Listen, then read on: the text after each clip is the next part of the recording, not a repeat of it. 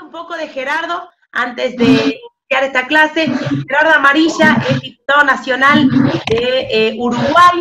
Él ha sido presidente de la Cámara de Representantes. Yo tuve el honor de estar presente cuando él asumió. Y fíjense lo hermoso que él, toda la Cámara en pleno, incluso los que eran de otros partidos, hablaban bien de él. Cuando Gerardo Amarilla asume como diputado, el testimonio que él tenía, yo misma estuve presente en esto, era tremendo, y por eso le hemos convocado, porque no solo que tiene más de 25 años de trayectoria en la participación política, sino que es un cristiano que ha demostrado tener coherencia entre lo que predica y su quehacer político. Es un hombre que nunca lo han acusado de corrupción, tiene una trayectoria, le conocemos, yo conozco sus pastores, su esposa, su familia. Entonces nosotros queremos, cada vez que llamamos a un profesor, no solo que sea alguien técnico, sino que pueda ser alguien que de verdad imparta de su trayectoria, de su experiencia. Así que además de enseñarnos, Gerardo, también me gustaría que nos puedas contar tu testimonio, que los que no te conocen también sepan cómo hiciste para llegar. Gerardo es presidente honorífico de Parlamento y Fe. En ese contexto le conocí, es un ministerio precioso que ha nacido para llevar el Evangelio a los gobernantes, y luego también de Parlamento y Fe nació lo que se llama la Coalición Latinoamericana de Gobierno y Fe, que ha nucleado gobernantes del reino de muchos países y naciones. Así que para mí es un honor cuando le contesto a Gerardo, y Gerardo me ha ayudado también en consejo personal para esto. La verdad que es un honor tenerlo, y bueno, sin ser para más, no le quiero robar tiempo, le voy a dar a Gerardo para que él sea el que esté dirigiendo esta reunión, ¿verdad? Así que muchas gracias, Gerardo Amarilla de Uruguay, bienvenido. Ahí te hago administrador para que vos puedas hablar. ¿Ahí se escucha? Sí, perfecto. Perfecto. Bueno, buenas noches a todos, un gusto estar con ustedes. Gracias, Ana, por tus palabras, que son exageradas y generosas.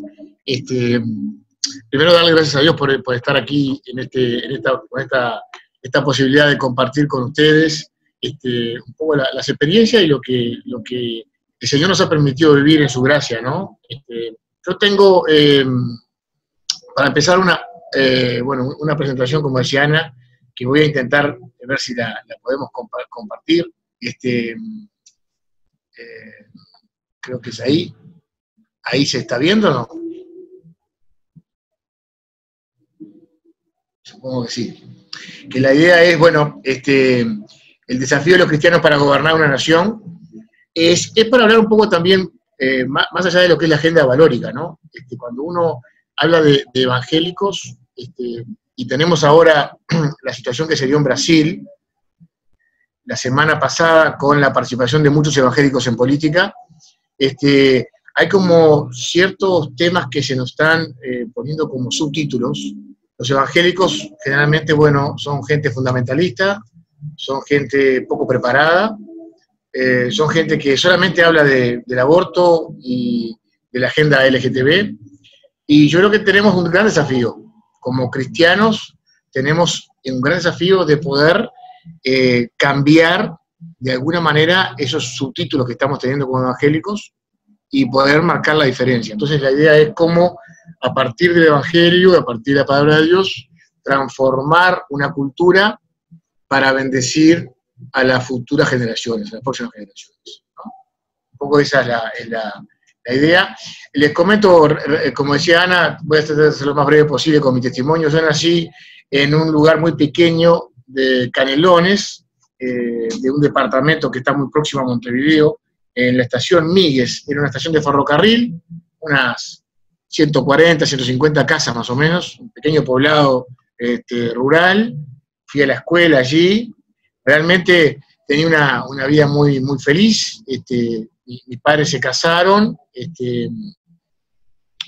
ver si puedo poner esto. Mis padres se casaron y nací allí en Míguez, me crié con mi hermana Adriana, en aquel pequeño poblado, y realmente fue una vida muy feliz, ¿no? Aquel poblado, mi padre era funcionario de ferrocarril, tenía además con mi madre junto un comercio, pero bueno, una situación económica productiva de la zona llevó a que el negocio familiar fracasara, se fundiera, y la economía de la familia realmente fracasó, y bueno, de ahí nos fuimos a Montevideo, a la gran ciudad, con los problemas que tiene la migración, y aparte con esa edad me vi enfrentado a una situación difícil. Allí en Montevideo, en un barrio humilde de la capital del país, rodeado de dificultades en la zona y dificultades económicas y familiares, conocí al Señor Jesús a los 8 años de edad, me entregué mi vida a Él, y ahí comencé a participar activamente en la vida de la iglesia. Cuando había pocas fotos, ahí hay una foto de cuando estaba, no sé si estaba ahí en la escuela militar, haciendo alguna presentación en una iglesia en Montevideo, allá, fines de los años 70, principios de los 80. Pertenezco a una generación cristiana políticamente castrada, por dos razones. Porque en aquel momento, igual que en Argentina, en Uruguay había dictadura. La dictadura nuestra comenzó en 1973, un 27 de junio se disolvió en las cámaras, y se extendió hasta 1984. En realidad, ahí fueron las elecciones, el primer gobierno democrático surge en 1985. Ahí, en el año 80 hay un plebiscito constitucional, donde, la gente se pronuncia por no a la dictadura. Ahí comienza la actividad política. Yo ahí tenía apenas 11 años, pero ya estaba interesado por la actividad política. En el 82 son las elecciones internas de los partidos, parecía las PASO de Argentina. Ahí, como no había autoridades partidarias, la dictadura promueve que los partidos eligen sus autoridades para después definir sus candidaturas y todo ese tipo de cosas. Y ahí la postura de la iglesia, yo ya tenía 13 años y quería participar, me interesaba la política. La postura de la iglesia y de los pastores era: los cristianos no podemos involucrarnos, la política no es para los cristianos, nos vamos a contaminar, es una actividad mundana. Pero, sin embargo, los cristianos comenzaron a participar a pasar por las iglesias. Gerardo, un momentito. Como vos sos el anfitrión, te va a aparecer ahí que hay gente que quiere entrar a la reunión y vos tienes que habilitarle. Y hay gente que me dice... Dime dónde. Tiene que aparecer, dice, tantas personas quieren entrar a la reunión y tú tienes que poner habilitar. ¿Y dónde está eso? Ah, aquí está. ¿Será allá? Sí, ¿está? Permitir a todos, algo así. Ahí está, ahí entraron más. Bien. Yo una pregunta, Ana, ya que aprovecho. ¿Cómo vuelvo yo a hablar cara a cara? Tienes que dejar de compartir, stop sharing, dejar de compartir y se te vuelve a ver tu imagen en grande. Perfecto. Entonces, les estaba contando para verlos un poco, por lo menos para que me vean la cara, si no queda muy aburrido. Ahí en el 84, entonces comienza la actividad político-partidaria en el país, y los cristianos no podemos participar. Sin embargo, los políticos comienzan a acercarse a la iglesia, a visitar las iglesias. Las iglesias evangélicas en aquel momento en Uruguay, probablemente también en Argentina, no las históricas, que eran generalmente de gente muy culta o gente de buen perfil, sino que las iglesias evangélicas más actuales, más vigentes, eran iglesias en barrios muy humildes, barrios muy pobres, donde, llegaba un político, un gobernante, y eran como vistos como estrellas de cine, ¿no? Ahí llegaban políticos a buscar los votos, a pedir oración por ellos, y gente que, realmente no eran cristianos, no tenían ni cerca principios cristianos, pero pasaban por la iglesia a pedir los votos, y de allí continuaban hacia, se iban, y generalmente nunca más volvían, ¿verdad? A mí eso me reveló, y dije, ¿cómo los mundanos, ¿no?, para aquella terminología de aquella época, vienen a buscar los votos, y nosotros no podemos actuar en política y tenemos que sentarnos en los bancos de la iglesia solamente a escucharlos y no podemos tener participación? Eso, de alguna manera, generó que yo comenzara a a tener participación política. Es así que después, en la elección del 84, ya comienzo con 15 años a participar en la actividad político-partidaria.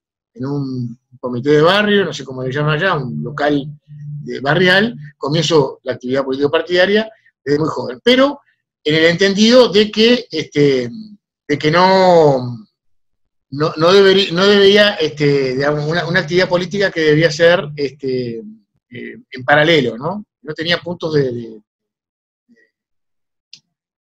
conexión con, manteniendo principios y valores, guardando el testimonio, pero en paralelo, o sea, con una, inocente y peligrosamente no advirtiendo la trascendencia espiritual de la actividad política, ¿no?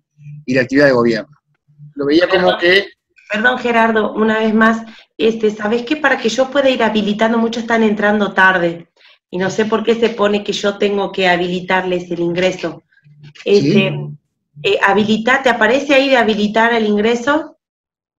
Hay gente que está esperando entrar y dice que vos tienes que habilitarle. Ahí, ¿sí? Fíjate si te aparece que más participantes quieren entrar y que vos les... Sí, le di participación a uno. Creo que nada más. A ver, ahí está. Bueno, si te aparece uno que dice quiere entrar, vos le habilitás. Perfecto. Te pido nuevamente disculpas por haber... No, está bien. Gracias. Bueno, rápidamente, me casé con la hermosa morocha que pueden ver en la foto, que es María Leticia Ceballos. Después, creo que hay otro más, ¿no? Ahí entró. Después me recibí de abogado, un poco tarde ya, porque bueno, entre el trabajo, la política, la familia, uno va postergando un poco la carrera, o sea que me recibí ya con casi 30 años. Ahí vinieron los hijos, Micaela y Juan Martín, puse una foto de cuando eran niños, bebitos, y como a ellos les gusta le puse una grande ya hace poco, más reciente. Micaela tiene 20 años, Juan Martín tiene 16. Y en realidad tuve una crisis. En el 2005-2006 tuve una crisis muy importante, que en realidad me generó un debate interior si debía o no continuar en política. A partir de una denuncia que hubo de corrupción en la Asamblea Legislativa de mi ciudad, de mi departamento, se generó todo un conflicto. Yo pedí que se investigara y no se quería investigar. Al final terminó la situación con mucha gente presa, con prisión por estafa, y yo sentí realmente amenazada mi integridad y la integridad de mi familia, y por eso pensé realmente en dejar la actividad política, renunciar a la actividad política partidaria.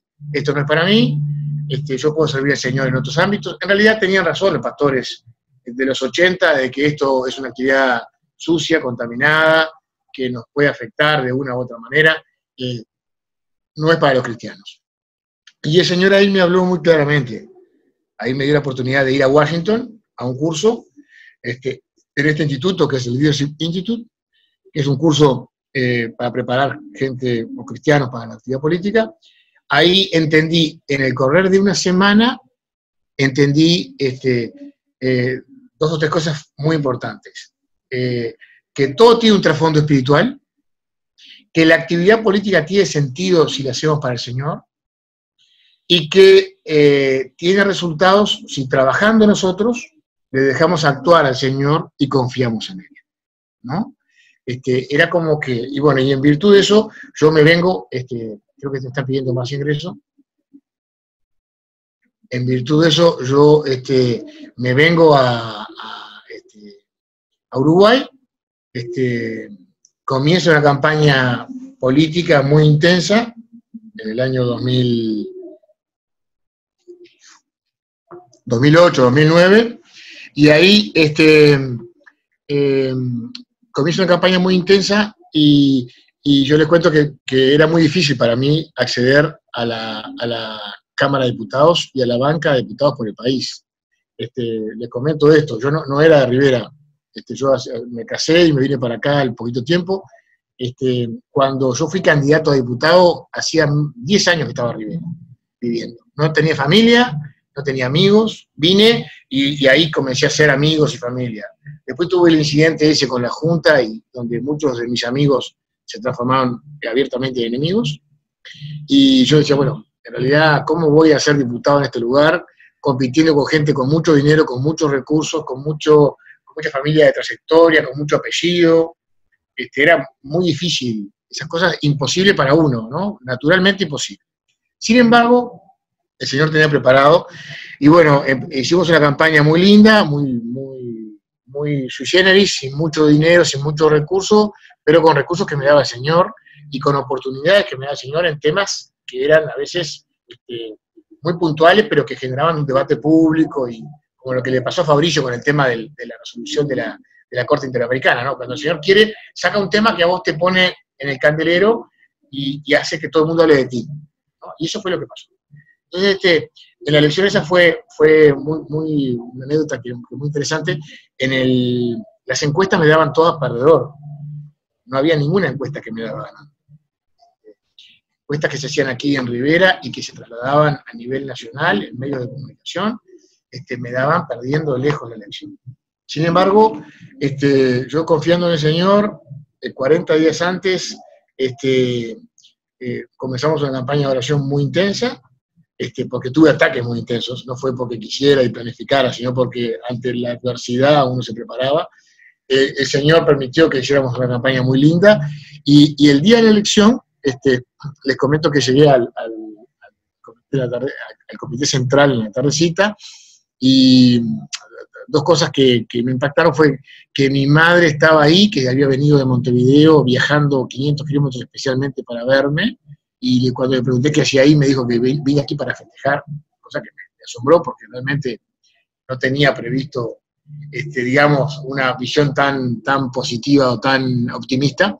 Y lo segundo fue que los jóvenes habían preparado una cantidad de fuegos artificiales como para hacer un festejo.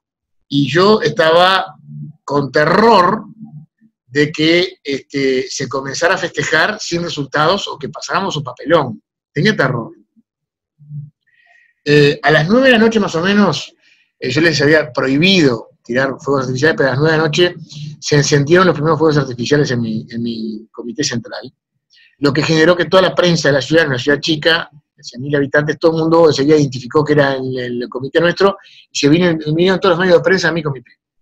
Y obviamente que los periodistas muy incisivos, y algunos que no me tenían ningún aprecio, ningún cariño, enseguida me preguntaron, como responsable de un diario de Montevideo, ¿por qué están festejando en su comité? ¿Qué están festejando en el comité de la lista de Gerardo Amarilla? Y bueno, estamos celebrando que el partido nuestro es el partido más votado en el departamento, y que yo estás hablando con el futuro diputado de Rivera. Y en realidad no tenía ningún dato, no tenía información. Pero, y él me pregunta, es un periodista muy detallista, entonces me preguntó, ¿qué datos están manejando en tu comité? ¿Qué datos manejan ustedes? Porque la Corte Electoral no maneja ningún dato sobre diputados. Y yo le dije, mira, el dato que manejamos es que el Partido Nacional es el partido más votado, y que mi candidatura dentro del partido estuvo el 43% de los votos. Fue una cifra que, si me preguntan por qué la dije, no sé. O sea, sé por qué la dije, porque el señor puso ese número en mi boca, en un acto de fe que parecía de inconsciencia. Si ustedes entran hoy a resultados de la Corte Electoral del año 2009 en Uruguay, en Rivera, la lista 15, con el diputado Gerardo Amarilla, tuvo 43%. O sea que, de alguna manera, es una comprobación real que tuve en mi carrera de que cuando el señor quiere algo, te da hasta los detalles, hasta la cifra más específica, ¿no? Voy a volver a la presentación. Bueno, ahí llegamos entonces a que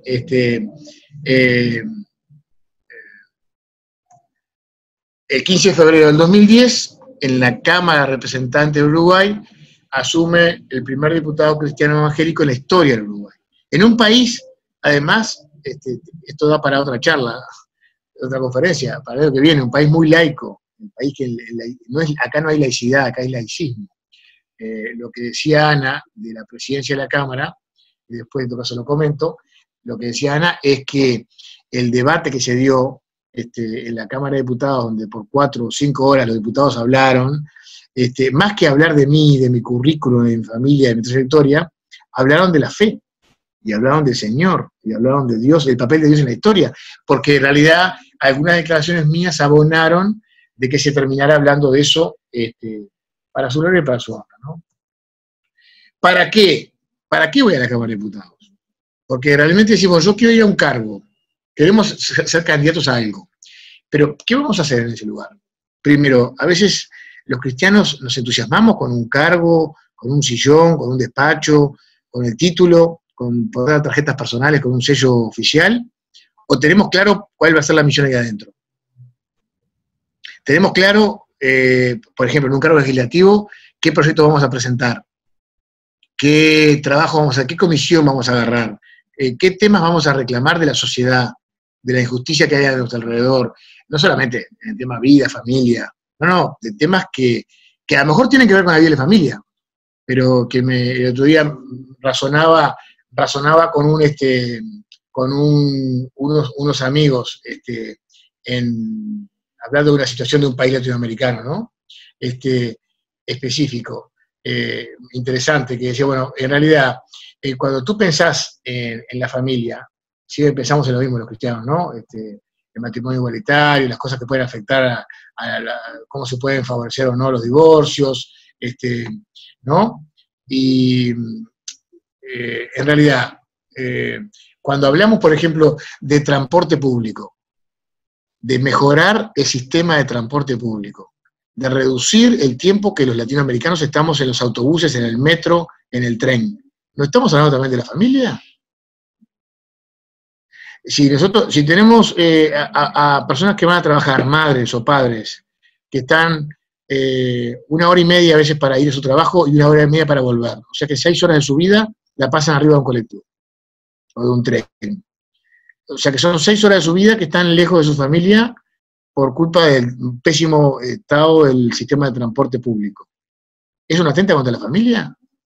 Llegamos a casa con ganas de hablar con los hijos y hacer los deberes y hacerle de comer, ¿no? O sea que cuando hablamos de familia, es mucho más. Cuando hablamos de la agenda legislativa que los cristianos tenemos que asumir cuando vamos a un cargo, tenemos que saber para qué vamos. Tener la preparación, no ir a improvisar. Yo tengo una situación de una persona cristiana que fue a un cargo público y salió electa, y le preguntaron, bueno, ¿y qué proyectos trae usted? Y dijo, bueno, estamos estudiando. No puede ser así. Realmente, cuando vamos a un lugar tenemos que decir, bueno, voy a trabajar en tal tema, en tal comisión, quiero trabajar en tal área, tenemos que tener un proyecto claro, tenemos que buscar un tema que vamos a buscar un poquito después, la excelencia. ¿Tá? La excelencia. ¿Para qué? Y el Señor, además de tener proyectos y además de tener algunos temas que había ya preparado de mi departamento, de mi circunscripción, el Señor me mandó la respuesta rápidamente. Ese periodo yo asumí el 15 de febrero, el 1 de marzo asumió el presidente Mujica. Yo sé que es muy querido, muy apreciado, muy valorado, es casi que una estrella de rock en el mundo. Estuvieron trabajando para que fuera Premio Nobel de la Paz, no sabemos por qué, pero lo promovieron. Y en realidad Mujica mandó la ley del aborto, la ley de reproducción asistida con muerte de embriones, la ley de matrimonio igualitario, una cantidad de leyes impregnadas de ideología de género, la ley que legaliza la marihuana, la ley de bancarización, que pasa todo el negocio del dinero de los bancos, lo que llamó la agenda de nuevos derechos. Y todo ese tipo de leyes que llegaban al Parlamento me obligaban a mí a ver cómo articulaba una defensa. Tenía que trabajar en varios sentidos. Primero, en tratar de motivar a la Iglesia y tratar de asesorarme con técnicos, con médicos, con psicólogos, con sociólogos, con profesionales de diferentes áreas que me asesoraran de cómo enfrentar cada tema y cómo plantear una defensa no basada en versículos bíblicos. O sea, yo me basaba en fundamentos bíblicos para enfrentar estas normas, pero ¿qué argumentos científicos, jurídicos, antropológicos, sociológicos, psicológicos tenía? tenía que estudiarlo, prepararme. Después, preparar y motivar a los pastores. La mayoría de los pastores, que bueno, yo no me voy a hacer un aborto, o sea, que esta ley no es para nosotros. Yo no voy a permitir el casamiento de personas del mismo sexo, es para que las personas que son homosexuales se casen, no es para nosotros.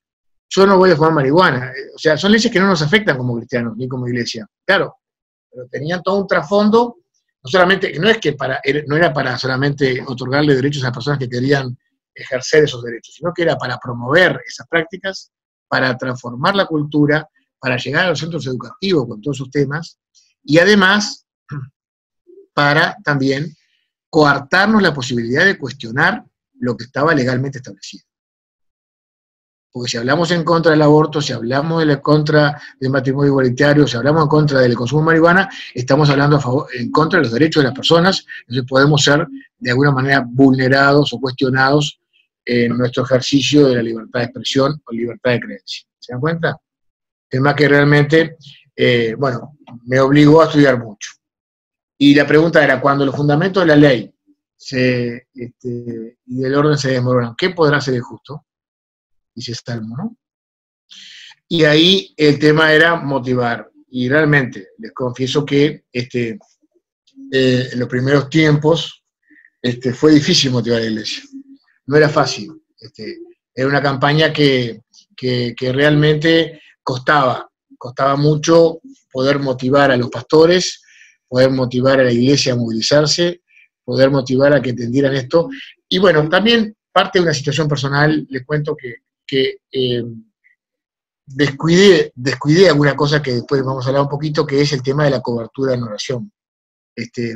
Tenemos que tener conciencia, no solamente que todo tiene un trasfondo espiritual, no solamente que la política es buena si la hacemos para el Señor, que sí tenemos que dejarlo trabajar a Él y darle lugar a Él, pero tenemos que ser conscientes de que hay una guerra espiritual y que vamos a estar, apenas subamos un poquito el escalón y se vea nuestra cabeza, vamos a estar en la mira del enemigo, permanentemente. Nosotros, nuestra familia. Yo recordaba ayer, justo con unos amigos, los ataques espirituales que recibí yo y que recibió mi familia. Cada vez que tenía un tema importante en Montevideo, había un problema en mi casa que estaba a 500 kilómetros, con mi esposa y mis 2 hijos que vivían en campaña. Cosas terribles, que se daban justamente en el momento que había una cosa importante en la cual yo tenía que estar concentrado en Montevideo. Porque no tenía un equipo de oración. Durante mucho tiempo carecí. Tenía pastores, iba a la iglesia, oraban por mí los domingos, pero no había un equipo de intercesión orando permanentemente por mis necesidades, en vigilia y en atención a lo que estaba, al lugar de preeminencia que el Señor me había puesto. Y eso llevó a que, bueno, la iglesia no entendiera, no me sentía acompañado, me sentía solo, y tenía esas dificultades enormes. Bueno, la pregunta es, ¿tenemos solamente que enfrentar las leyes que tienen temas valóricos, o es algo un poquito más amplio? Yo creo que Fabricio otro día habló un poquito de esto, y yo me gustaría igual volver a mencionarlo. La agenda es un poco mayor que el tema aborto, matrimonio gay, libertad religiosa, es mucho mayor. La agenda es toda. Todo lo que está en la sociedad tiene un trasfondo espiritual.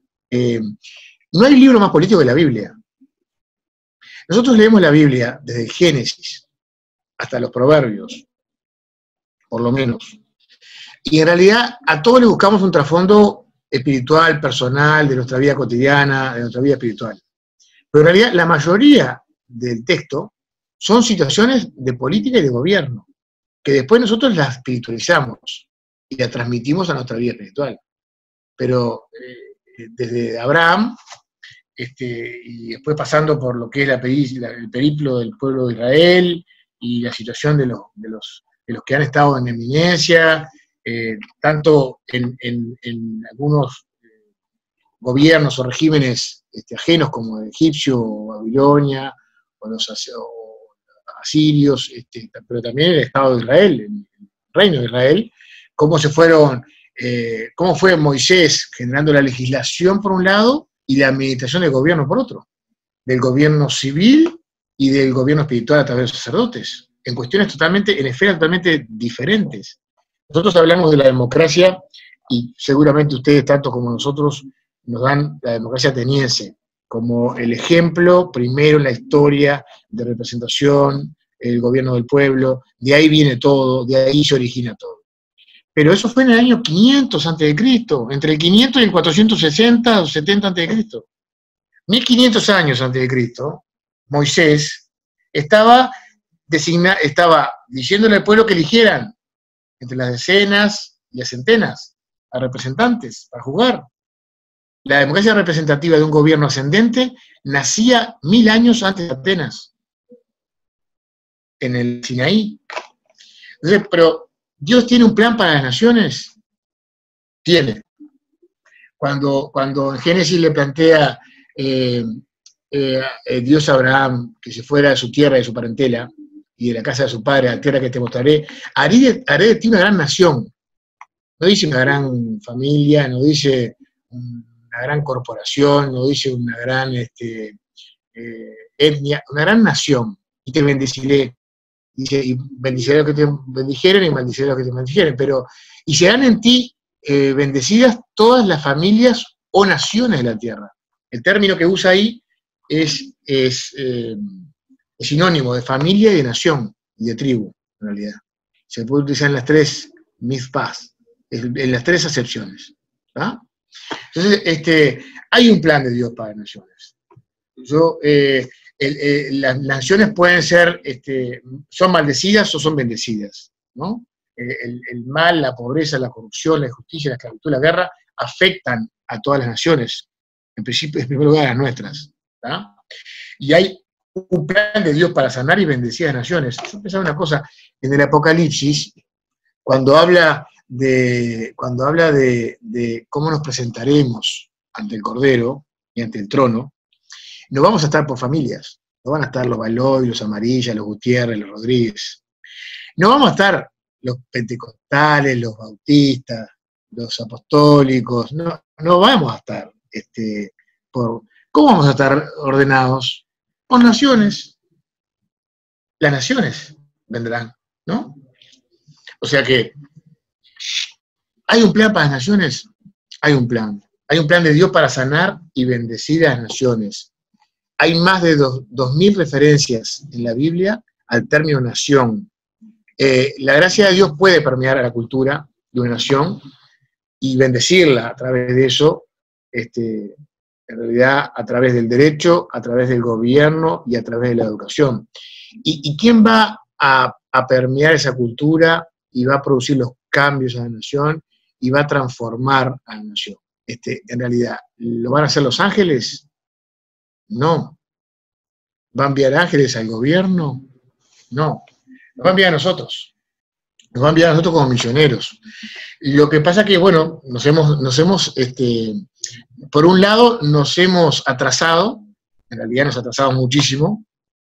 El otro día me hicieron una entrevista que salió en la revista, salió en la revista Noticias Uruguay ahora, y me hicieron una entrevista, en realidad hicieron una entrevista, un informe sobre los evangélicos en Uruguay, y por lo de Bolsonaro, y para ver si era lo mismo acá se habla de la joroban con la bajada evangélica, porque somos 3 legisladores evangélicos, en el primer periodo era uno solo, y ahora somos 3, entonces hablan de la bancada evangélica, y me preguntaban una cosa, ¿por qué los evangélicos no estaban en política antes?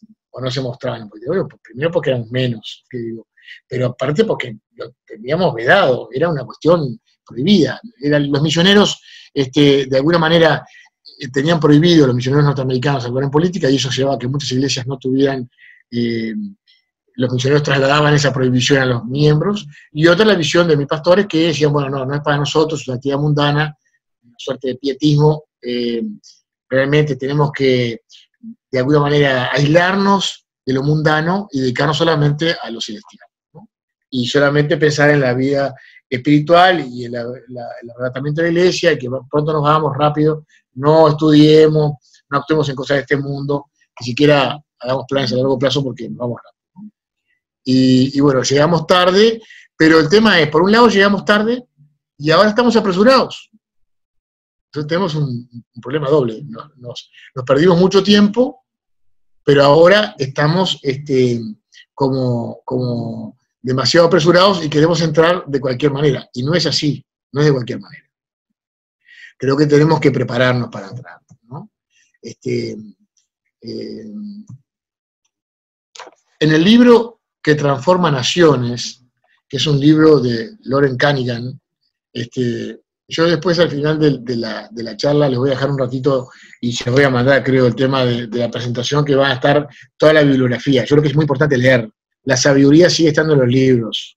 Está en muchos lados, pero sobre todo en los libros. Y tenemos que leer más. Yo creo que me reuní con gente bastante importante y gente de bastante poder, y decía, el que lee es como el que escribe una reunión, el que lee manda, es el que tiene la información, el que tiene los datos, el que puede de alguna manera entender las cosas cómo funcionan.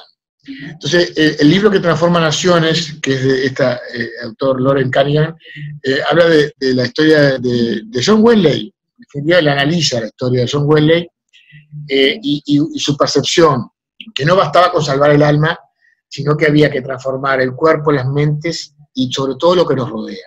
Primero tenemos un avivamiento espiritual, un cambio personal a través del Espíritu Santo que cambia a la persona.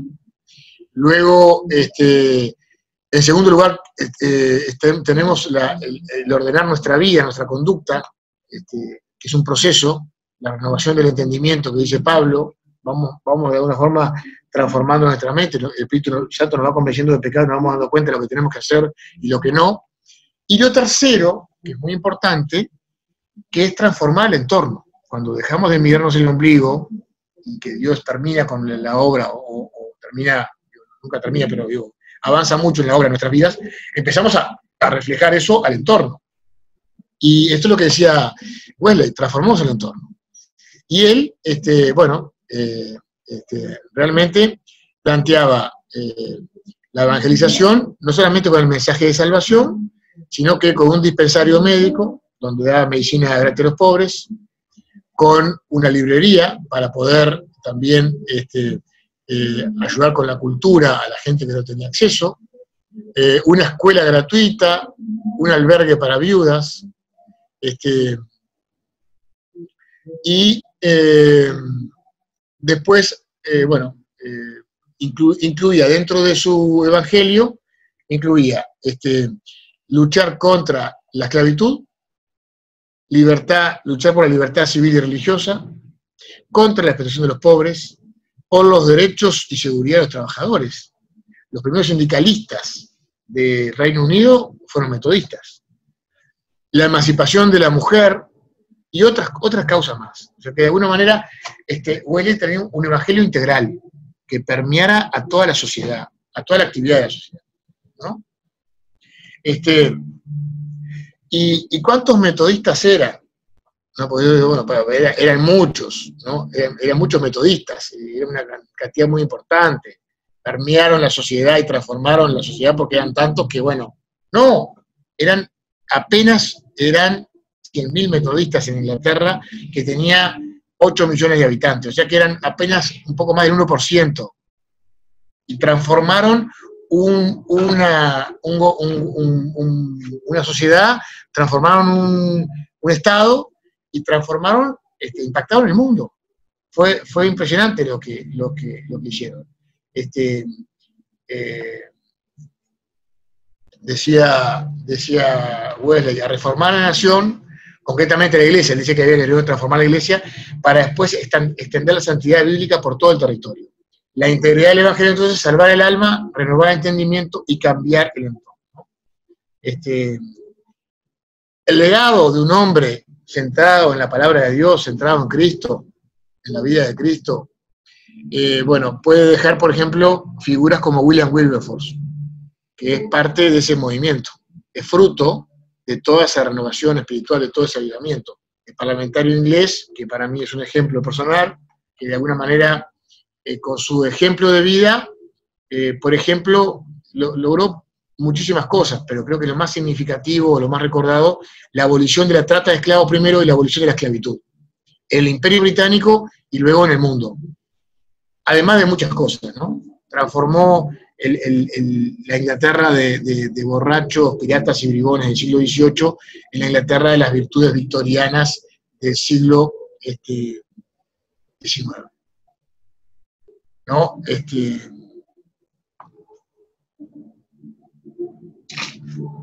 Dejó legado también todo este movimiento, como el de William Carey en la India, de Samuel Plimsoll, que fue un hombre de negocios, un empresario, que se preocupó por la seguridad en los barcos, en los navíos, para las personas y para la carga, motivando la creación de las aseguradoras para la carga, y que de alguna manera le impusieran reglas a los armadores para que no pusieran más carga de la permitida, y así salvaguardar vidas humanas en el mar. El primer ministro, David Lloyd George, reconoció que por más de un siglo los principales sindicalistas de toda Inglaterra fueron metodistas. Un tema que nosotros, bueno, si los cristianos no estamos en la política, mucho menos en el sindicato. Hay algunos hermanos aislados que trabajan ahí como gatos de la leña, ¿no? Pero es un ámbito donde realmente los cristianos no estamos. ¿Qué nos afecta hoy como sociedad? Fundamentalmente pensando en Latinoamérica, ¿no? Creo que en todo el mundo, pero en Latinoamérica es donde se refleja mucho más esto, ¿no? La codicia, la corrupción y la injusticia desenfrenada. Son las cuestiones que afectan así, de forma grosera a nuestras sociedades. En Uruguay, por lo menos, supongo que también en Argentina, ¿tá? El coeficiente Gini de la CEPAL 2015 dice que el promedio de América Latina es 0,469, cuando el 0 habla de ausencia de desigualdad y 1 de justicia máxima. O sea, estamos en la mitad de la justicia máxima. El World Economic Forum habla de que América Latina es la región con mayor desigualdad. El 10% de la población tiene el 71% de la riqueza. Capaz que eso no pasa en Argentina, ¿no? Estoy hablando equivocadamente, pero pasa en toda América Latina. Se estima que en pocos años el 1% más rico tenga más riqueza que el resto de la población. Son datos terribles, ¿no? Crecen las economías, están todos preocupados por los números, los números macroeconómicos, crecen, se desarrollan los países, pasan décadas de crecimiento, y la desigualdad cada vez es mayor. Se concentra la riqueza en pocas manos, hay un sistema de tributos realmente totalmente ineficiente, hay evasión y corrupción, se precariza el empleo, se pierde el empleo. En Montevideo no pasaba hace algunos años la cantidad de gente que vive en la calle. No sé si pasa en Buenos Aires, hace tiempo que no voy, me encantaría ir porque me gusta, además creo que en febrero o en marzo me van a invitar a Buenos Aires a un foro, a un encuentro, ¿no? Ahí capaz que lo puedo ver con mis propios ojos. Aquí hay mucha gente viviendo en la calle. Eso no estamos acostumbrados, con sus perros, con su familia, algo realmente terrible. Bueno, es un tema que tenemos que cambiar. La consecuencia de nuestra realidad espiritual en América Latina tiene que ver con esto, claramente tiene que ver. La religiosidad, la idolatría, el sincretismo, influencias moriscas que tenemos en nuestro continente, que también cuando se habla del machismo en América Latina, que realmente tenemos una sociedad muy machista, es cierto, que por eso se dan los movimientos feministas que reaccionan y que generan todas unas políticas, es cierto también.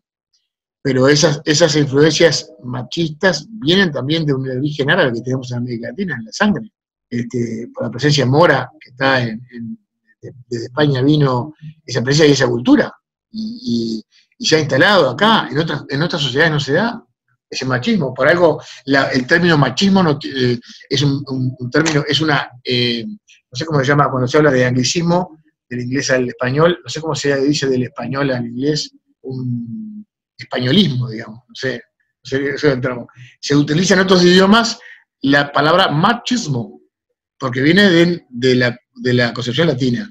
¿Tá?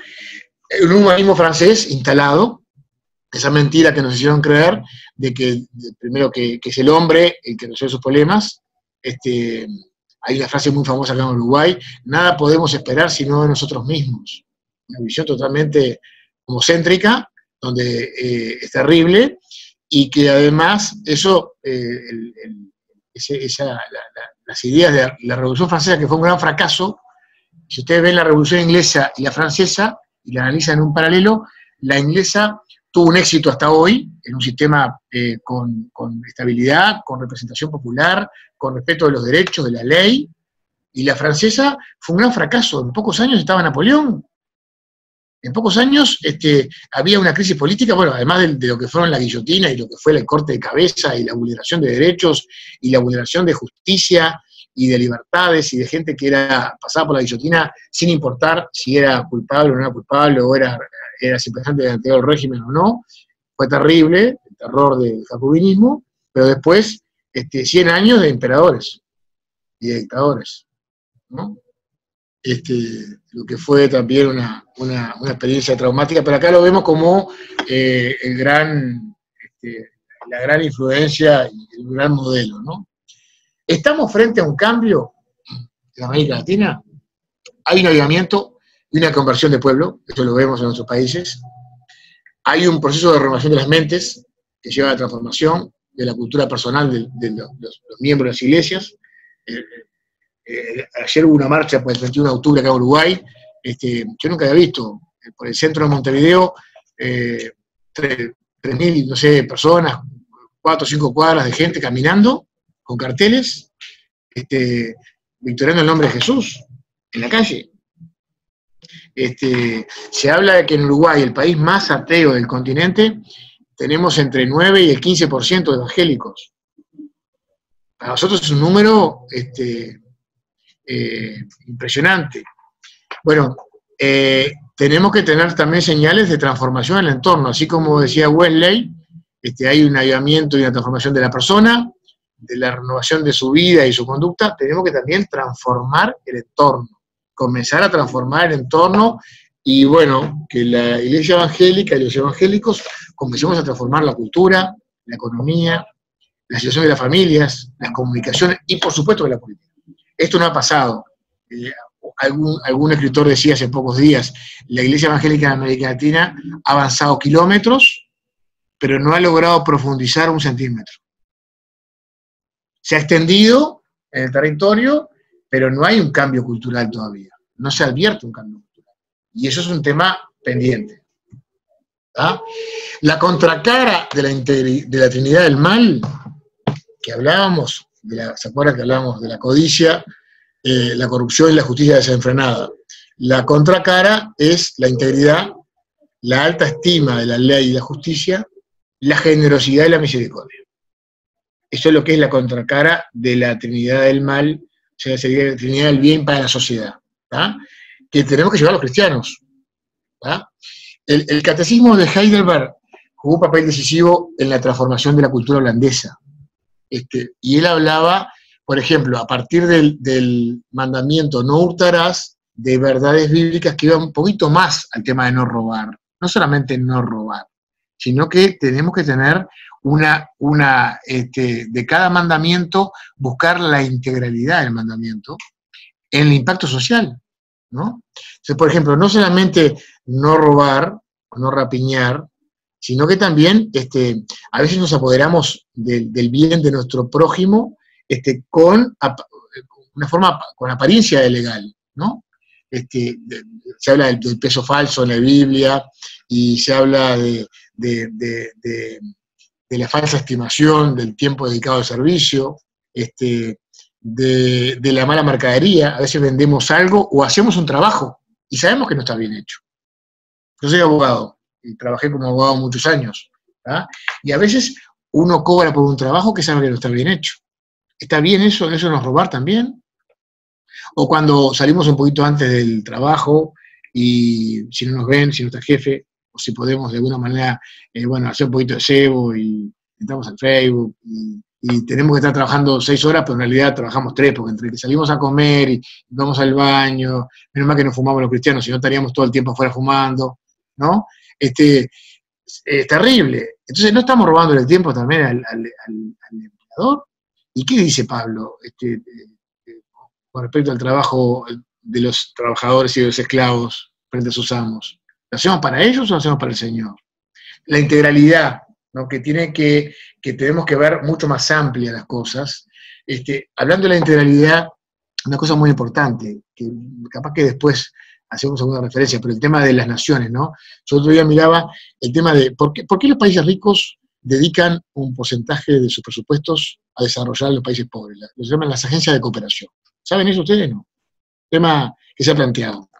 Y está planteado como si fuera una solución que dio Naciones Unidas y que, no sé, a partir de la conferencia de Estocolmo, que se planteó de que los países ricos tienen que apoyar a los países pobres en proyectos de desarrollo, el PNUD, el PNUMA. No, en realidad es una concepción bíblica. Que algunos gobiernos de algunos países, con nombres de fe y con nombres de integralidad bíblica, digan, bueno, si nosotros tenemos riqueza como países y tenemos un límite ya importante de bienestar de nuestra población, tenemos que aportar a los países en desarrollo. Lo que tenemos que hacer personalmente, como individuos cristianos, de misericordia al prójimo, lo tenemos que hacer también como naciones. Los países nórdicos llevan la cabecera en esto, ¿no? Más allá de que muchas legislaciones se han alejado de Dios y todo lo demás, pero son países que llevan la cabecera en el que generan mucha riqueza, pero son los que encabezan la lista de apoyo al tercer mundo. No así otros, no voy a nombrar para no tener problemas, pero no así otros. ¿Ah? Me pregunto una cosa, si Argentina mañana pasara a ser país rico, Uruguay o Brasil, en nuestra concepción criolla, ¿colaboraríamos con Asia o con África? Una pregunta, ¿no? Bueno, nosotros como cristianos tendríamos que plantear eso en nuestras plataformas. Acá nos quejamos ahora en Uruguay porque tuvimos un poquito mejor estos años, ¿no? Vamos a ser sinceros. Y se vinieron muchos venezolanos y muchos cubanos. Y nos estamos quejando que molestan. Y que trabajan por menos salario que los uruguayos y por eso sacan trabajo a los uruguayos. Y ya nos estamos quejando y entra enseguida nosotros que somos todos hijos de los barcos, los uruguayos no tenemos indígenas, venimos todos de los barcos, somos todos descendientes de los barcos. Nos estamos hoy quejando de los que están llegando hoy. Una visión totalmente egoísta, terrible, un egoísmo espantoso. Realmente que da pena y da vergüenza, y me da vergüenza contárselo, pero bueno, es lo que está pasando. Tenemos que descifrar el propósito para una persona igual que para una nación. Les voy a decir una cosa, para un cristiano es muy importante saber el propósito que tiene aquí en la tierra. Si algo nos diferencia a nosotros con respecto a los que no creen en Dios y a los que no tienen a Jesús en su corazón, es que tenemos claro para qué estamos en el planeta Tierra, ¿no? Tenemos un sentido de misión, un sentido de propósito. Sabemos además a dónde vamos, tenemos claro. Como actores políticos tenemos que darle a nuestros gobiernos, y estar en nuestra plataforma, un sentido de propósito a nuestras naciones. Así como nosotros no estamos solamente para resolver nuestro vientre, no estamos para resolver nuestro bolsillo, nuestra situación familiar, no vivimos solamente para resolver nuestros problemas personales o de nuestra familia, porque vivimos para el prójimo, y un sentido de misión para la sociedad, para el entorno. Tenemos que permear a nuestra agenda política y a nuestros gobiernos de que tengan un sentido de misión y un sentido de propósito, que justamente no es para sí mismo. No queremos que... ¿Cuál es el objetivo máximo de nuestra plataforma política como políticos o como partidos o como gobiernos? ¿Es resolver los problemas de la jubilación, del salario de los uruguayos? No. ¿Del trabajo de los uruguayos, de la producción, del medio ambiente? No. ¿De la seguridad? No. Eso es una cosa que tenemos en el camino. Lo nuestro es poder legar al resto del mundo algo positivo. ¿Tá? Ese sentido de propósito. Entonces, el sentido de propósito es el que tenemos que llevar adelante. Cuando Dios escoge a Israel como pueblo, es con leyes para bendecir a otros. El concepto de la libertad, desde el libre albedrío, el concepto de justicia, el concepto de compasión no solamente para el prójimo, para el próximo, para el judío desvalido. Estaban las ciudades de refugiados. La primera ciudad de refugio está en la Biblia. El concepto de refugiado viene de la Biblia. Bueno, el concepto de compasión, el concepto de desarrollo, una cosa que los judíos se los comenté y quedaron asombrados. El concepto de desarrollo, de terminar con el fatalismo, nace con Abraham, que podemos ser mejores, podemos tener otra historia distinta de nuestros padres. ¿Se acuerdan que ese profeta Elías que dice, no soy mejor que mis padres? Era una tragedia ser igual o peor que sus padres. Uno tiene que ser mejor que sus padres. Es un concepto de desarrollo que nace del judaísmo, que nace de las leyes que Dios le da a Israel, que no son para Israel, que es para bendecir, porque lo dice el Salmo 61, para que tu camino sea conocido en la tierra y en todas las naciones de tu salvación. O sea que el propósito de un país, de una nación, es bendecir a otros países, a otras naciones, dejar un legado para la humanidad. Bueno, hay otros pasajes ahí: seréis un especial tesoro sobre todos los pueblos, y serán bendecidas en ti, como dijimos, todas las naciones de la tierra. El verdadero propósito es bendecir a otros. Es un impacto intrageneracional y un impacto intergeneracional, dentro de las generaciones que convivimos ahora y un poco más allá. Ana, tú decime si estoy en el límite de tiempo, ya me queda mucho o poco. ¿Estamos bien? ¿Están muy aburridos? No. Que levanten la mano los que están aburridos. Menos mal. Bueno, los valores que debemos cuidar los cristianos en servicios públicos. Obviamente centrados en Jesucristo, asentados en la Biblia, dependientes de la oración y de la intercesión. Esto, lo que dije al principio, es muy importante para los que llegaron después. El tema de la guerra espiritual. Meterse en política, en cualquier actividad política, por más pequeña que sea, sin un grupo de intercesión atrás, que esté descifrando y viendo lo que está pasando, es mortalmente peligroso. Y cuando hablo de mortalmente, es mortalmente. Puede ser terrible. En colaboración con la Iglesia, pero con la independencia de la Iglesia. Tenemos que tener autonomía. No podemos transformar a la Iglesia en un comité político. Tenemos que transformar a los comités políticos en lugares donde esté lleno de cristianos, y sea normal ver a los cristianos ahí adentro, pero no transformar a la Iglesia en político. Entregados a la unidad de la Iglesia, también contrañidos en evangelizar y discipular. Y ahí Parlamento y Fe tiene un ministerio muy lindo, que es llevar el Evangelio dentro de los congresos, dentro de los parlamentos, dentro de las oficinas de gobierno. Obviamente que amar a los demás y procurar la excelencia. Dice Romanos, sean sabios, en alguna versión, sean excelentes para lo que es bueno. Los cristianos evangélicos en América Latina hemos sido colonizados por la cultura criolla, y hacemos todo más o menos, así nomás. No somos excelentes. Nos cuesta ser excelentes. Tendría que ser un sinónimo de cristiano evangélico ser excelentes en el trabajo, ser brillantes, los mejores alumnos de la clase, los mejores trabajadores, los mejores empleados, los mejores profesionales, los mejores políticos, ¿tá? Los mejores estudiosos. No, como dice Corintios, no la sabiduría de este mundo, y a los poderosos de este mundo que perecen, pero hablamos de la sabiduría de Dios, pedirle sabiduría a Dios, para que justamente Dios, que dice que la oculta, la puede dar a sus hijos, la puede mostrar, nos la puede mostrar. Y ahí tenemos que buscar prepararnos. Creo que esta experiencia es importantísima.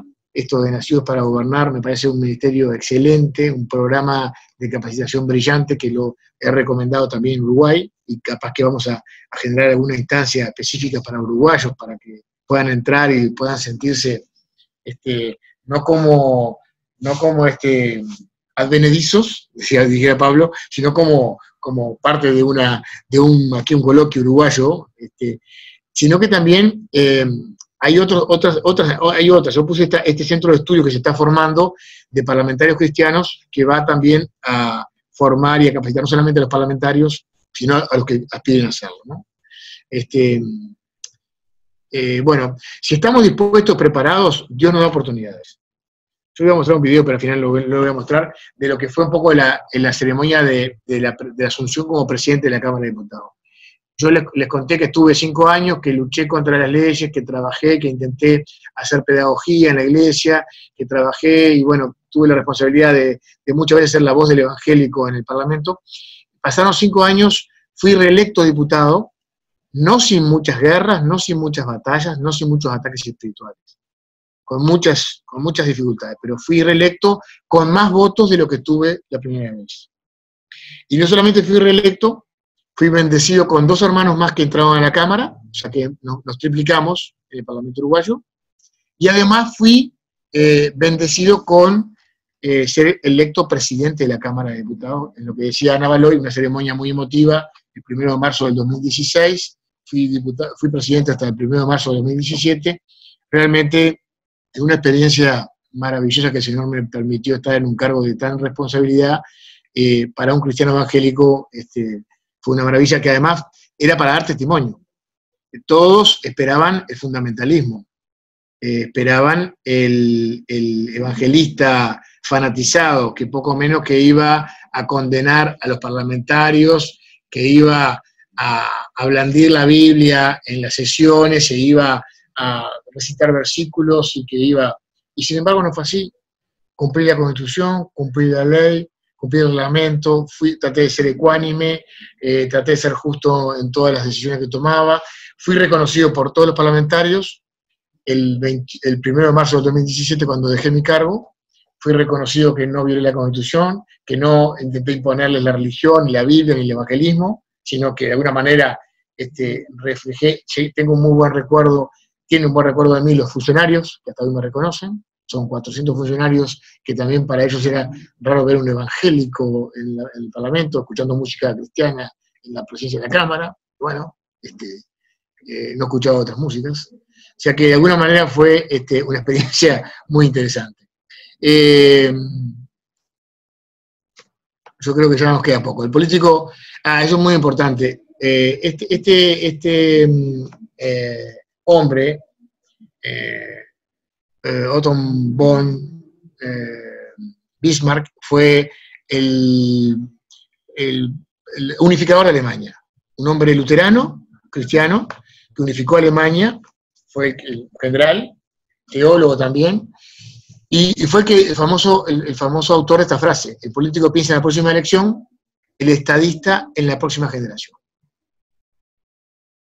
Interesante.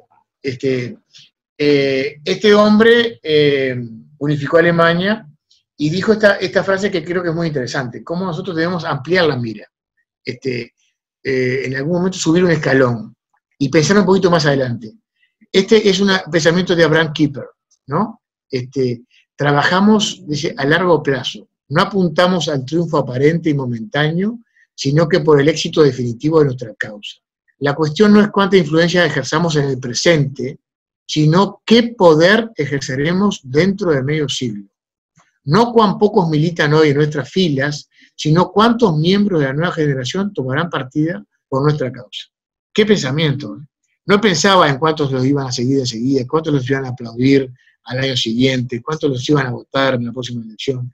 Él pensaba si sus ideas, sus propuestas, si todo lo que hizo iba a estar vigente 50 años, incluso después cuando él no estuviera. ¿Se acuerdan del libro de Reyes, Segunda de Reyes 20, 12 a 19? La historia del rey Ezequías. Y es cuando el profeta le anuncia que en realidad el mal venía sobre él porque él no había obedecido. Y él le preguntó: ¿pero cuándo es? ¿Voy a morir yo ahora? No, le dice el profeta, tú vas a terminar tu mandato, pero tu hijo no va a asumir al rey. Y Ezequías se quedó tranquilo. Ah, menos mal, dijo, que yo voy a vivir hasta el final del mandato. No le importaba después. Terrible. Es la pésima lección En realidad, hubiera preferido morir yo, pero que el reinado siguiera, y que siguiera, de alguna manera, la libertad del pueblo. Creo que Wesley, Carey, Cooper tenían presente hasta las 4 generaciones después de ellos, en sus políticas. Este hombre, William Dearness, que era del seminario Fuller, nos cuenta que en los años 30, un director de la 20th Century Fox de Hollywood le pidió a varias universidades cristianas que le enviaran graduados para hacer guiones de las películas edificantes. La respuesta de los pastores fue esta: preferimos enviar los jóvenes al infierno que a Hollywood. ¿Se dan cuenta? Qué terrible la visión corta de ese liderazgo, el mismo liderazgo que me dijo a mí que no podía hacer política. Fue el mismo liderazgo que a ustedes capaz que les cercenó la posibilidad de estudiar o de avanzar en la vida. Ese liderazgo también en Estados Unidos impidió que jóvenes de universidades fueran a escribir los guiones de Hollywood. ¿Qué hubiera sido del mundo si Hollywood hubiera producido películas instructivas, educativas, formativas, y no las porquerías que estamos recibiendo hoy desde allí? ¿No? Qué distinto sería nuestra cultura occidental si hubiera habido más William Carey, más Wilberforce, más Wesley, más Cooper, ¿no? Que hubieran gobernado naciones y que hubieran impregnado la visión bíblica en las culturas para las futuras generaciones, ¿no? Bueno, lo que dice Darrell Miller: si la iglesia no discipula a la nación discipulará a la iglesia, ¿no?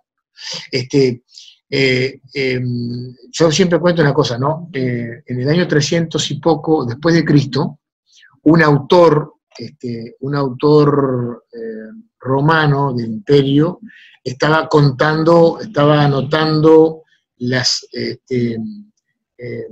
de alguna manera lo que vivenciaba en aquella sociedad, y decía: los cristianos están en todos lados, los cristianos están en la cultura, están en el comercio, están en el ejército, los cristianos están en toda la actividad humana, estaba llena de cristianos, y aún en el gobierno. El único lugar donde no están los cristianos es en los templos, porque eran templos paganos. ¿Y qué hicieron? Transformaron la cultura, hicieron caer un imperio, transformaron el imperio romano, pero estaban fuera de los templos, no adentro. ¿Qué pasó 1700 años después? Nos lograron meter adentro de los templos. Y no solamente adentro de los edificios, adentro de la agenda de la iglesia. Solamente participamos de los eventos de la iglesia, de las actividades evangelísticas, de las marchas, pero no en la sociedad, no interactuando con la sociedad, ¿no? Eso es, de alguna manera, una situación que tenemos que cambiar. Estamos llamados a construir una iglesia también capaz de moldear e influenciar a la sociedad para sanarla, transformarla y bendecirla. Dice Segunda Crónicas: si se humillare mi pueblo, sobre el cual mi nombre es invocado, y oraren, y buscaren mi rostro, y se convirtieren en malos caminos, entonces yo oiré desde los cielos, perdonaré sus pecados y sanaré su tierra. Y en Segunda de Crónicas, dice ahí este pasaje, bendito sea Jehová tu Dios, el cual se ha agradado de ti para ponerte sobre su trono como rey para Jehová tu Dios, por cuanto tu Dios amó a Israel para afirmarlo perpetuamente, por eso te ha puesto por rey sobre ellos, para que haga juicio y justicia. A eso estamos llamados los cristianos, a hacer juicio y justicia. Estamos llamados, somos nacidos para gobernar, como Jeremías, dice que desde el vientre lo eligió para que profetizara. Y a nosotros nos eligió, a cada uno de los que estamos aquí conectados seguramente hoy, en el vientre de nuestra madre nos eligió para gobernar. El tema es que a veces nosotros no estamos ayudando a que ese proceso se cumpla, porque depende mucho también de nosotros, de nuestra preparación, de nuestra disposición, de tomar el camino correcto, de tomar las decisiones correctas, y de avanzar en el plan de Dios, no en el plan nuestro, no en el plan de lo que nosotros quisiéramos, sino en el plan de Dios. Aquí les voy a dejar un poco alguna de la bibliografía en la que me basé para hablar sobre este tema. La ética protestante de Max Weber es un libro que todos los cristianos deberíamos leer. Es un libro editado a principios de 1900, sociólogo alemán, que analiza la situación de los países ricos y pobres, de los países protestantes y católicos, y por qué la diferencia entre unas sociedades y otras. Es muy interesante porque no era cristiano, pero analiza el papel del Evangelio en cómo moldea y transforma las sociedades. Bueno, el plan singular de Dios para las naciones de Darrell Miller, Bob Moffitt y Scott Allen, Discipulando naciones de Darrell Miller, Reformulando la justicia social, también de Darrell Miller, Dios y la justicia política, de Landa Cobb, El libro que transforma naciones, de Loren Cunningham, La verdad y transformación, de Vishal Mayalwadi, el libro que dio forma al mundo, también de este autor indio, que es muy interesante. Hay un librito chiquito de ética y política, también importante para entender aquí la separación que tenemos que tener entre la iglesia y la actividad política, que a veces nos tentamos que los hermanos nos voten, nos acompañen, y casi que ponemos una mesita para repartir material político en la salida de la iglesia, y eso no está bien. Ética cristiana en la política, de Paul Arana, es un autor también latinoamericano. El legado de la reforma, de César Vidal. Ahí también entendemos muchas cosas de por qué los países reformados tuvieron más libertad, más democracia, más respeto a la ley, menos corrupción. La maravillosa gracia de la vida de William Wilberforce, de John Piper, que es un libro que cuenta la historia de este parlamentario inglés. Es muy chiquito el libro.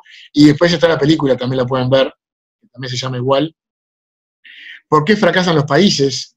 Y acá hay un libro que tiene un poco más que esto del Evangelio, porque es un libro que tiene mucho dato económico y sociológico. Bueno, Llamados a Gobernar, que es de Gonzalo Ramírez, también fue diputado y presidente del Parlamento de Costa Rica, y humildemente el libro Parlamento y Fe de este servidor, que también es un libro que lo pueden seguir. ¿Ah? Creo que lo último que tenía para mostrarles. Me gustaría pedirle a Gerardo que pueda orar por nosotros, ¿sí? Porque, bueno, muchos de los que están aquí, como lo demuestran, tienen interés porque están participando. Así que si vos, Gerardo, puedes orar por nosotros, para que el Señor nos guíe en esto, en participar, también que nos dé una visión de nación, una visión de reino, ¿ah? Y cerrar así de esa manera. ¿Ah? Amén. Padre amado, en el nombre de Jesús, te damos gracias una vez más, en primer lugar por este día que nos has dado de vida, Señor. Te damos gracias, Señor, porque también tú nos has elegido a cada uno de nosotros para ser parte de tu cuerpo, para ser parte de tu iglesia. Nos has elegido a cada uno de nosotros para vivir contigo, para tener esa experiencia personal que nos da la seguridad de la salvación y de la vida eterna, que también nos da sentido de propósito en esta vida y en este mundo, Señor. Gracias, porque también ese sentido de propósito hoy nos acerca al campo social, al campo de la política, al campo de gobierno, porque entendemos que debemos servir al prójimo allí, porque también entendemos que podemos cambiar muchas cosas que puedan bendecir a nuestros países a través de la ley, a través del gobierno, del municipio, de la gobernación, de la provincia, de todos los lugares donde podemos estar, Señor amado, para iluminar con tu luz. Dice que si el candelero o la lámpara se pone abajo de la mesa no alumbra nada, hay que ponerla arriba. Y lo que hemos hecho muchas veces, hemos escondido tu luz. Te pedimos perdón por eso. Te pedimos perdón por esconder tu luz dentro de los templos, o dentro de las iglesias, o en lugares donde no alcanzan a reflejar realmente tu luz para el resto de la sociedad. Hoy estamos involucrados en política porque queremos reflejar tu luz. No la nuestra, no la de un partido, no la de una ideología, sino que reflejar las verdades, la palabra de Dios, para que bendigan a nuestros países y a nuestra sociedad. En esta hora te pedimos, en primer lugar, sabiduría, para poder discernir lo que es mejor, dónde podemos trabajar, cómo podemos movernos, qué recursos podemos alcanzar, a quién podemos involucrar para ayudarnos. Te pedimos también, Señor amado, que tú nos des estrategias para poder actuar, para poder determinar qué objetivos tenemos que alcanzar y de qué manera, Señor. Que nos des recursos, que nos des nos proveas de personas, de recursos económicos, de recursos aún de enemigo a través de medios de prensa que nos puedan bendecir con lo que digan de nosotros. Pareciendo que nos quieren maldecir, nos terminan bendiciendo. Te pedimos que nos ayudes a todo lo que hablamos hoy, Señor, todo lo que tratamos de reflexionar a través de tu palabra y de tus principios, Señor, que realmente lo podamos aplicar en la realidad en que cada uno vivimos y que a través de eso, Señor amado, podamos, avanzar, no para nuestro éxito, no para nuestro orgullo, no para nuestra vanidad, sino que para reflejar tu luz y para que todo sea para tu gloria y para tu honra, y que cada vez que tengamos una oportunidad podamos reconocerlo y declararlo, así como lo hace hoy el presidente de Brasil, así como lo han hecho otros hermanos que han tenido lugares de preponderancia en América Latina y aún fuera, que en primer lugar esto es agradecerle a Dios y darle la honra y la gloria al que la merece, a Jesucristo, Rey de Reyes y Señor de Señores. En el nombre de Jesús, te pedimos que nuestra Argentina, nuestro Uruguay, nuestros países también sean prontamente un lugar que iluminen al resto de las naciones con tu luz. Que digan, ¿cómo estos que antes nos pedían prestado, ahora nos ofrecen dinero? ¿Cómo estos que antes tenían problemas de seguridad, tenían problemas de corrupción, tenían problemas de jerarcas de gobierno presos, ahora son gobernados por gente íntegra, honesta, que entra pobre al gobierno y sale pobre? Que podamos sorprender al mundo y que ahí la respuesta sea porque son hijos de Dios, porque han confiado en la palabra de Dios y han aplicado sus principios y sus valores a sus vidas y a su nación. En el nombre de Jesús, que eso sea una realidad en nuestro país y te lo pedimos. Amén. Amén. Muchísimas gracias, Gerardo. Gracias a todos los amigos a lo largo del país que están. Le estaremos avisando en la próxima clase. Es más, estamos pensando, como contó Gerardo, vamos a hacer un congreso grande de gobierno en marzo en Buenos Aires.